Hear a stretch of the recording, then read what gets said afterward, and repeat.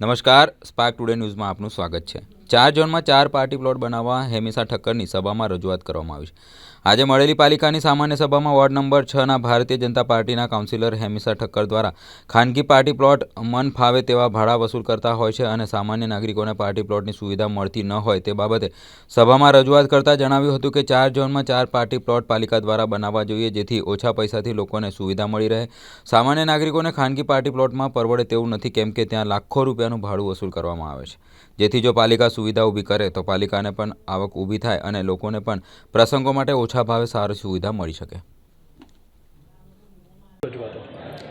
છેલ્લા 2 વર્ષથી હું એક રજૂઆત કરી રહી છું કે જેમ પ્રાઇવેટ પાર્ટી પ્લોટ હોય એમ કોર્પોરેશને પણ પાર્ટી પ્લોટ બનાવીને ખૂબ ઓછા ચાર્જમાં જે પણ ગરીબ ઘરની દીકરીઓ હોય, મધ્યમ વર્ગની દીકરીઓ હોય એ લોકો માટે એક સારી સુવિધા પૂરી પાડવા માટેનું એક આયોજન કરે।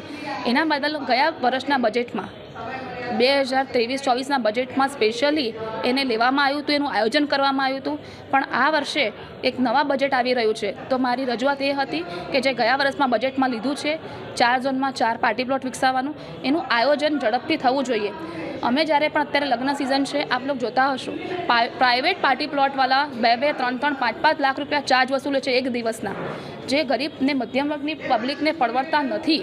જેથી મારી રજૂઆત હતી કે દરેક ઝોનમાં 4 ઝોનમાં એક પાર્ટી પ્લોટો બને અને પબ્લિકને, જે આપણે સામાન્ય ઘરની દીકરીઓ છે એ લોકો જ્યારે લગ્ન પ્રસંગ લઈને બેઠા હોય ત્યારે મા બાપને એક ચિંતા હોય કે આટલું મોટું રકમ 5-5, 10-10 લાખ ક્યાંથી લાવીશું।